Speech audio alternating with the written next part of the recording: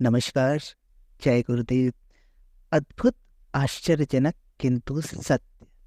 जी हाँ, ये किताब ऐसे अनुभवों का सार है, ऐसे अनुभवों का संकलन है जहाँ परिजनों ने गुरुदेव के आशीर्वाद से, कृपा से अपने जीवन में चमत्कार पाया, अपने जीवन में परिवर्तन पाया, अपने जीवन में कुछ ऐसा पा लिया जिनकी उन्हें उम्मीद नहीं थी। हालांकि गुरुदेव जब तक भौतिक शरीर में रहे तब तक अपने हर शिष्य, हर परिजन को ये कहते थे कि बेटा, मैंने तेरा काम तो कर दिया, पर ये किसी को बताना मत। अगर तुम सबको ये बताते रहोगे तो सब मुझे एक सिद्ध संत समझ लेंगे, चमत्कारी बाबा समझ लेंगे, और फिर मेरा काम करना मुश्किल होगा, यहां से वहां तक लाइन लग जाएगी। मुझे आदेश मिला है एक लोक सेवी का जीवन जीने के लिए, लोगों को अध्यात्म का सही मतलब समझाने के लिए। अतः मेरी चमत्कारों को तुम कम से कम मेरे जीते जी, कम से कम मेरे भौतिक शरीर में रहते हुए मत बताना। तो हालांकि गुरुदेव के जब भौतिक शरीर में वो थे तो भी कुछ साधक, परिजन, शिष्य अपनी घटनाओं का उल्लेख कर देते थे, किंतु फिर भी गुरुदेव इन सबको मना करते थे। गुरुदेव का भौतिक शरीर छूट जाने के बाद एक किताब प्रकाशित हुई, अद्भुत, आश्चर्यजनक किंतु सत्य। उसमें उन परिजनों की, उन शिष्यों की भाव विभोर कर देने वाली कहानियां हैं, जिसमें उन्होंने गुरुदेव के चमत्कार को साक्षात अनुभव किया। गुरुदेव के भौतिक शरीर छोड़ देने के बाद भी सूक्ष्म जगत से गुरुदेव कैसे काम करते हैं, स्थूल शरीर में रहते हुए गुरुदेव ने कैसे लोगों का जीवन बदला, इन्हीं सब कहानियों का संकलन है इस किताब में। तो इस किताब की श्रृंखला में जो कहानियां आएंगी वो शिष्यों के स्वयं के अनुभव है। हम उनका नाम लेकर यहाँ पर इन कहानियों को पढ़ने का प्रयास करेंगे। इन कहानियों को आपको बताने का उद्देश्य किसी प्रकार के अंधविश्वास या अंधश्रद्धा को बढ़ावा देना नहीं है, बल्कि ये कहानियां आपको बताएंगी कि अगर अपने गुरु में, अपने आराध्य में, अपने इष्ट में एक निष्ठ हैं हम, समर्पित हैं हम, श्रद्धावान हैं हम, तो निश्चित रूप से हमारे जीवन में भी चमत्कार हो सकते हैं। गुरु कृपा से क्या क्या संभव है, कैसे थे हमारे गुरु, कैसे हैं हमारे गुरु, इस सब का सार है ये किताब। तो इस किताब की एक एक कहानियां एक एक वीडियो के माध्यम से आपके सामने हम प्रस्तुत कर रहे हैं। आप भी इनका आनंद लें और अपने जीवन में अपने आराध्य, अपने इष्ट के प्रति समर्पण भाव लाएं। समर्पण से चमत्कार घटित हो सकते हैं। तो शुरू करते हैं। चंद्रमणि शुक्ल जी बतलाते हैं कि घटना सन 2000 की है। होली के 2 दिन बाद ही मेरी बड़ी बेटी गायत्री का आकस्मिक रूप से निधन हो गया। बेटी का दाह संस्कार संपन्न होने के तीसरे या चौथे दिन पत्नी के साथ तुलसीपुर लौट आया। शादीशुदा जवान बेटी की मौत के सदमे से मेरी पत्नी माया भूत में बदल चुकी थी। खाना पीना छोड़कर घर के किसी कोने में पड़ी रहती थी। 2-3 दिन बाद पत्नी के पेट में भीषण दर्द शुरू हुआ। मैं उन्हें तुरंत जिला चिकित्सालय ले गया। वहां डॉक्टर R.P. वर्मा ने महिला परीक्षण में असमर्थता व्यक्त करते हुए यह केस जिला चिकित्सालय बलरामपुर को रेफर कर दिया। बलरामपुर अस्पताल में सर्जरी विभाग के डॉक्टर अर्चना गुप्ता ने जांच शुरू की। प्रारंभिक जांच से वे किसी नतीजे पर नहीं पहुंच सकी, इसलिए कई विशेष प्रकार की जांच की प्रक्रिया शुरू की गई। इसी दिन मुझे मिशन के पूर्व निर्धारित कार्यक्रम में जाना था। जांच की इस लंबी प्रक्रिया में जब देर होने लगी तो अंततः मैं माया को छोटे भाई की पत्नी प्रेमू के साथ लेडी डॉक्टर के भरोसे छोड़कर चला आया। कार्यक्रम समाप्त होने के बाद जब मैं आवास पर पहुंचा तो पता चला कि वे अभी तक अस्पताल से नहीं लौटी है। चिंता दूर होकर हम दोनों भाई मोटरसाइकिल से अस्पताल पहुंचे। माया थकी हारी सी वहां बैठी थी। उसने मुझे देखते ही उतावलेपन से कहा, डॉक्टर अर्चना से मिलिए, वे आपके बारे में कई बार पूछ चुकी हैं। मैं घबराया हुआ डॉक्टर के पास गया। उन्होंने मुझे बताया कि मरीज के पेट में बहुत बड़ा ट्यूमर है, कॉम्प्लिकेशंस बहुत बढ़ गए हैं, तुरंत ऑपरेशन करना ज़रूरी है। अस्पताल तो सरकारी था, पर बड़े ऑपरेशन के लिए बहुत सारी दवाइयाँ बाहर से खरीदकर लानी पड़ती थी।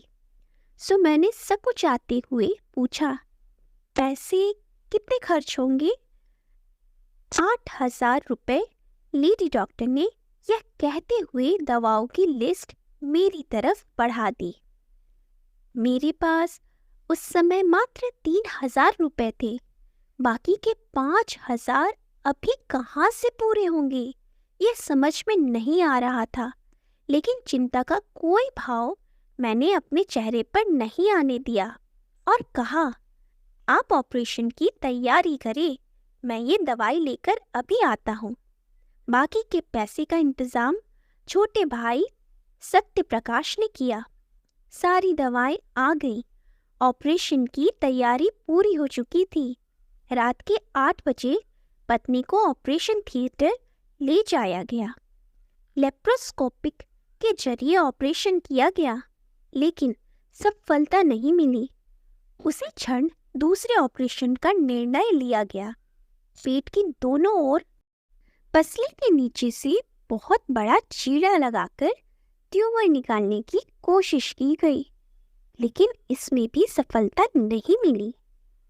डॉक्टर अर्चना बाधावासी की हालत में ऑपरेशन थिएटर से बाहर निकली। सत्यप्रकाश की पत्नी दरवाजे पर ही बैठी थी। हड़बड़ाए हुए स्वर में डॉक्टर ने उनसे कहा, मेरे अब तक के जीवन में कभी ऐसा नहीं हुआ। मैंने 2 ऑपरेशन किए, लेकिन दोनों फेल हो गए। तब तक लपकते हुए मैं भी उनके पास आ चुका था। मुझे देखते ही उन्होंने कहा, कुछ बड़े डॉक्टरों को बुलाकर तीसरा ऑपरेशन करना पड़ेगा। नतीजा कुछ भी हो सकता है, आप जल्दी फैसला कीजिए। डॉक्टर अर्चना की बातें सुनकर मैं अंदर तक कांप उठा। हॉस्पिटल में ऑक्सीजन तक की व्यवस्था नहीं है। मोमबत्ती और 2 सेल के एक टॉर्च की रोशनी में दोनों ऑपरेशन हुए हैं। ऐसे में तीसरा ऑपरेशन? यह सब सोचकर मेरी आंखें बंद हो गई। धड़कन लगभग रुक सी गई थी। सिर से पैर तक चिंता के सागर में डूबा हुआ परम पूज्य गुरुदेव और वंदनीय माता जी का ध्यान करने लगा। कुछ ही पलों के बाद मैं आत्मविश्वास से भरा हुआ था। मैंने डॉक्टर से सहज स्वर में कहा, परिणाम ईश्वर पर छोड़िए, मैं तीसरे ऑपरेशन के लिए तैयार हूँ। थोड़ी ही देर में विशेषज्ञ डॉक्टरों की टीम पहुंच गई। तीसरा ऑपरेशन शुरू हुआ। पेट में 6-7 इंच का लंबा चीरा लगाकर 2 से 2.5 किलो का ट्यूमर बाहर निकाल लिया गया। तीसरा ऑपरेशन पूरा होने में सुबह के 3 बज गए थे। पत्नी को ऑपरेशन थिएटर से बेहोशी की हालत में बाहर लाकर वार्ड के बेड पर लिटा दिया गया। मैं बेड के पास ही रखे हुए स्टूल पर बैठ गया। ब्रह्म मुहूर्त की उपासना का समय हो चुका था। मेरे पास पूज्य गुरुदेव तथा वंदनीय माता जी का फाइबर का बना एक पुराना चित्र था। उस चित्र को सामने के टूल बॉक्स पर सजाकर जप करने लगा। अभी जप की पहली माला भी पूरी नहीं हुई थी कि किसी ने मेरे दोनों कंधों को जोर से झकझोरा। मैंने हड़बड़ाकर आंखें खोली। देखा सामने हकबकाई सी डॉक्टर अर्चना खड़ी है। उन्होंने अपने मोती जैसे दांतों के बीच टूथब्रश दबा रखा था। आंखें आश्चर्य से फटी हुई थी। मैं कुछ पूछता इसके पहले ही उन्होंने जोर से कहा, पूजा बंद कीजिए। मेरी आंखों के सामने अंधेरा छा गया। मुझे लगा कि शायद मेरी पत्नी दम तोड़ चुकी है। मेरी हालत से बेखबर डॉक्टर ने उंगली से इशारा करते हुए पूछा, यह चित्र किसका है? मैं तो जैसे कुछ सुन ही नहीं सका, चुपचाप डॉक्टर अर्चना को देखे जा रहा था एकटक। मेरी चुप्पी ने उनका उतावलापन बढ़ा दिया। वे पहले से भी ऊंची आवाज में बोली, मैं पूछती हूँ यह चित्र किसका है? अब मेरा ध्यान टूटा। मेरी समझ में आ गया कि मामला कुछ और है। चित्र को लेकर उनके जिज्ञासा को देखते हुए मैं अनायास बोल पड़ा, क्यों, क्या बात है? डॉक्टर ने उत्तर पाने के उतावलेपन में अपना सवाल फिर से दोहराया। मेरी नजर चित्र पर गई। चित्र में वंदनीय माताजी के साथ गोल गले का खादी का कुर्ता पहने परम पूज्य गुरुदेव मुस्कुरा रहे थे। मैंने डॉक्टर से कहा, ये मेरे गुरुदेव है। डॉक्टर अर्चना फटी फटी आंखों से चित्र को देखे जा रही थी। कई पल बीत गए, फिर घोर आश्चर्य के स्वर में उन्होंने कहा, यही है, यही वो व्यक्ति है जो पूरे ऑपरेशन के दौरान मेरी हिम्मत बांधकर कदम कदम पर मुझे निर्देश देता रहा। इतना मेजर ऑपरेशन करना मेरे वश की बात नहीं थी। ऐसा ही खादी का कुर्ता पहने हुए यह आदमी ऑपरेशन थिएटर में बिल्कुल मेरे साथ खड़ा था। मैंने अपने दिमाग से कुछ भी नहीं किया। जो जो इसने कहा मैं करती चली गई। जरा भी घबराहट होती थी तो यह मेरा हौसला बढ़ाने लग जाता था। एक तरह से इसने मेरा हाथ पकड़कर ऑपरेशन पूरा कराया। इतनी बड़ी सफलता का सारा श्रेय इसी आदमी को जाता है। लगातार बोलते बोलते वह हांफने लग गई थी। थोड़ी देर तक जोर जोर से सांसें लेती रही, फिर कहना शुरू किया, ऑपरेशन की आपाधापी में मैंने यही सोचा था कि ये बाहर से बुलाई गई डॉक्टरों की टीम के बड़े डॉक्टर होंगे। ऑपरेशन पूरा करने के बाद जब हम बाहर निकले तो मैंने इनसे बात करनी चाहिए, लेकिन ये मुझे कहीं नजर नहीं आए। मैंने सोचा बड़े डॉक्टर हैं, बाहर निकलते ही गाड़ी में बैठकर घर चले गए होंगे। अब सामने की यह तस्वीर देखकर और आपके बताने पर भी मुझे विश्वास नहीं हो रहा है कि ये आपके गुरुदेव ही हैं। डॉक्टर अर्चना की बातें सुन सुनकर मेरी आंखों से आंसुओं की अविरल धारा बहती जा रही थी। गुरु सत्ता की इस असीम अनुकंपा से मैं अभिभूत हो गया था। डॉक्टर के अंतिम शब्दों को सुनकर मैं सुबक सुबक कर रोने लगा। डॉक्टर ने मेरे कंधे पर हाथ रखकर मुझे शांत करते हुए अनुनय के स्वर में कहा, भगवान सरीखे अपने गुरुदेव के बारे में विस्तार से बताइए। ये कौन है, कैसे है, इनका नाम क्या है? आंसू पोंछते हुए मैंने गदगद स्वर में कहा, मेरे गुरुदेव का नाम पंडित श्री राम शर्मा आचार्य है। ये कोई साधारण मानव नहीं है, ये तो महाकाल के अवतार है। डॉक्टर अर्चना ने सहमति के भाव में सिर हिलाते हुए पूछा, ये रहते कहाँ हैं? क्या आप मुझे इनसे मिलवा सकते हैं? डॉक्टर के इस प्रश्न पर मुझे हंसी आ गई। मैंने कहा, वे तो इस संसार के कण कण में व्याप्त है। मेरे भाव विमुग्धता देखकर डॉक्टर के होठों पर भी हंसी आ गई। उन्होंने कहा, आपके गुरुदेव की सर्वव्यापकता तो मैं अपनी आंखों से देख ही चुकी हूँ। आप कृपया करके मुझे इतना भर बता दें कि वे इन दिनों मुझे कहाँ मिलेंगे? उनका आशय समझकर मैंने कहा, गुरुदेव सन 1990 में ही शरीर के बंधन से मुक्त हो चुके हैं। अपने इस जीवन काल में उन्होंने युग परिवर्तन की जो ज्योति जलाई, उसे संपूर्ण विश्व में फैलाने के लिए वे विभिन्न प्रकार की योजनाओं का संचालन सूक्ष्म जगत से करते रहते हैं। यह सुनकर डॉक्टर अर्चना के आश्चर्य का ठिकाना नहीं रहा। बड़ी कठिनाई से अपने आप को सहज करते हुए उन्होंने कहा, धन्य है आपके गुरुदेव।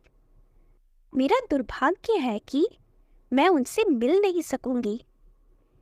पीड़ा से भरे हुए उनके ये शब्द सुनकर मैंने उन्हें सांत्वना देते हुए गायत्री तीर्थ शांति कुंज के बारे में विस्तार से बताया और विगत 6 दशकों से चली जा रही युग निर्माण योजना की जानकारी दी। डॉक्टर अर्चना ध्यान मग्न होकर मेरी बातें सुन रही थीं। उनकी आंखों में मेरे प्रति गहरी श्रद्धा का भाव था। शायद यह सोचकर कि मुझे ऐसे सर्वसमर्थ गुरु की शरण में रहने का सौभाग्य मिला है, उन्होंने अपनत्व दिखाते हुए अधिकार पूर्वक कहा, ऑपरेशन का सारा खर्च मैं उठाऊंगी। अब तक जितने की दवाई आई है उसका हिसाब मुझे बता दीजिए, भुगतान मैं करूंगी। आगे से आपको कुछ भी लाने करने की कोई ज़रूरत नहीं है। अब आप दोनों यहाँ मेरे अतिथि हैं। इस प्रकार डॉक्टर अर्चना को सहयोग करने की प्रेरणा देकर पूज्य गुरुदेव ने मेरा आर्थिक संकट भी दूर कर दिया। बेहोशी की हालत में 24 घंटे डिप चलती रहती थी। खून की बोतलें और ढेर सारी महंगी दवाई भी बाहर से ही मंगवानी पड़ती थी। वायदे के मुताबिक सारा व्यय भार डॉक्टर अर्चना ने ही उठाया। 5 दिनों के बाद पत्नी को होश आया। होश आने पर रिकवरी तेजी से शुरू हुई। इतने बड़े ऑपरेशन के बाद भी 20वें दिन ही अस्पताल से छुट्टी मिल गई। पत्नी को भाई के घर छोड़कर मैं अगले ही दिन शांति कुंज के लिए चल पड़ा। शांति कुंज पहुंचकर मैं श्रद्धेय शैल जीजी से मिलने गया। मेरे साथ तुलसीपुर के 5-7 परिजन भी थे। मैं जैसे ही जीजी को प्रणाम करने झुका, वह तुरंत पूछ बैठी, भैया कहिए वे ठीक है ना? मैंने कहा, कौन? वे बोली, क्यों, पत्नी का ऑपरेशन हुआ है ना? मैं चकित होकर बोल पड़ा, आपसे किसने कहा? किंचित विस्मय से भरी जीजी ने उत्तर दिया, 4-5 दिन पहले ही तो आप स्वयं आकर पत्नी की प्राण रक्षा के लिए सामूहिक यज्ञोपासना का अनुरोध करके गए थे। मैं कुछ बोल नहीं सका। मुझे आश्चर्य में डूबा देखकर श्रद्धेय जीजी ने आंखें बंद कर ली। कुछ ही पलों बाद आंखें खोलकर मुस्कुराते हुए कहा, पूज्य गुरुदेव ने उन्हें नया जन्म दिया है। गुरुदेव की कृपा दृष्टि आप पर बनी हुई है। निश्चिंत होकर जाइए, आगे भी सब ठीक रहेगा। वापसी में सीढ़ियों से उतरते हुए यही सोचता जा रहा था कि जब मैं आज से 5 दिन पहले बलरामपुर में जिला अस्पताल में था, तो मेरे रूप में जीजी के पास कौन आ सकता है? तभी कुछ ऐसी अंत चेतना जागी कि इस पहेली का हल मुझे मिलता चला गया। जीवन में कर्म के महत्व को प्रतिपल आचरण से प्रतिपादित करने वाले योगीराज पहले ऑपरेशन थिएटर में डॉक्टर अर्चना को राह दिखाते रहे और बाद में मेरा ही रूप धरकर मेरी पत्नी की प्राण रक्षा के लिए युग तीर्थ शांति कुंज में सामूहिक साधना की व्यवस्था बनाने चले आए।